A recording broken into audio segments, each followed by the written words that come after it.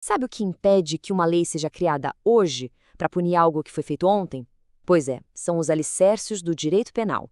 E hoje a gente vai dar uma olhada nessa planta baixa que sustenta todo o nosso sistema de justiça e, no fim das contas, protege todo mundo. Pensa comigo um instante. Imagina levar uma penalidade num jogo por causa de uma regra que nem existia quando a partida começou. Injusto, né? Pois é exatamente esse tipo de coisa, essa arbitrariedade, que os princípios do direito penal existem para evitar. Bom, então o nosso roteiro de hoje vai ser o seguinte. Primeiro, vamos ver as regras do jogo que simplesmente não podem ser quebradas.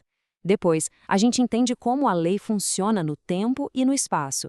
E por último, vamos destrinchar o que de fato faz algo ser um crime. Vamos nessa?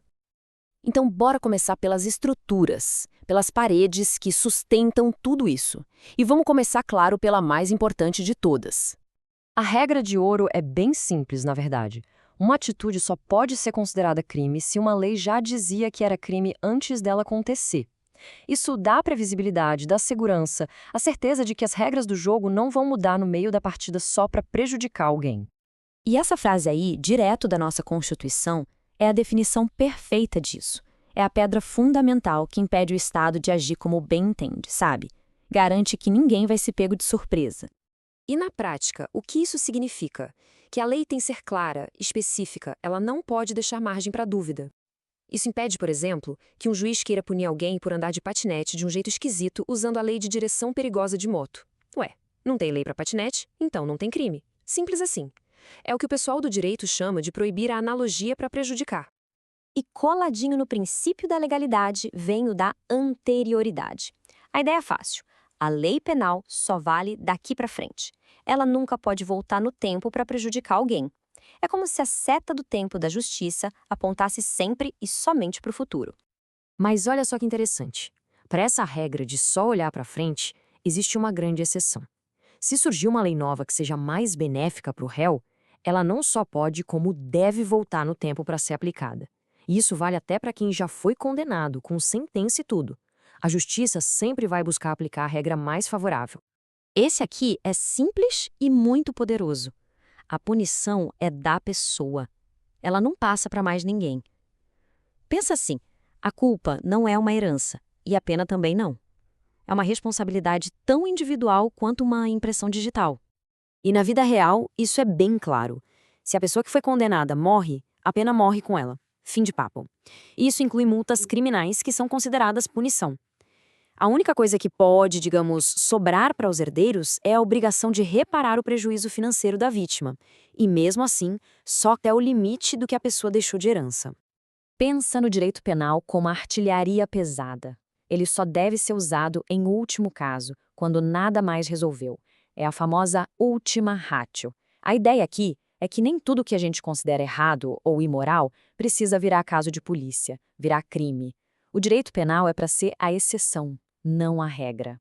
Beleza, já entendemos os pilares. Mas, na prática, como é que a gente sabe quando um crime aconteceu para definir a lei e onde ele aconteceu para definir o juiz? Vamos ver isso agora.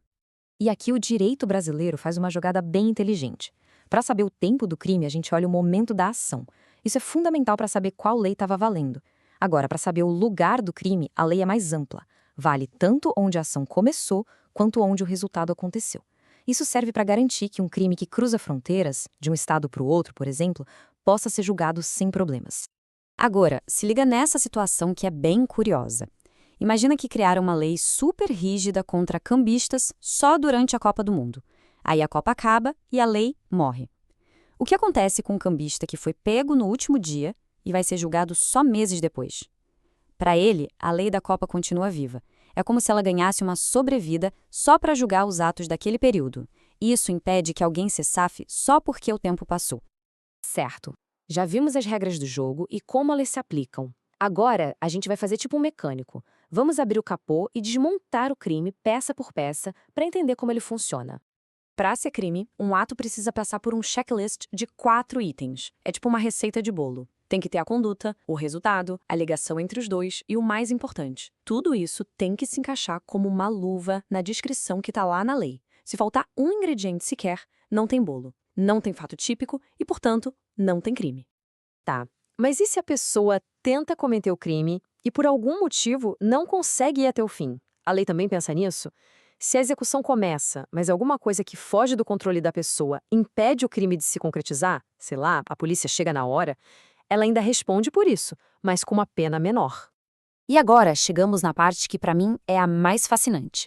Mesmo que um ato preencha todos os 4 requisitos da nossa receita de crime, ele pode simplesmente não ser considerado ilegal.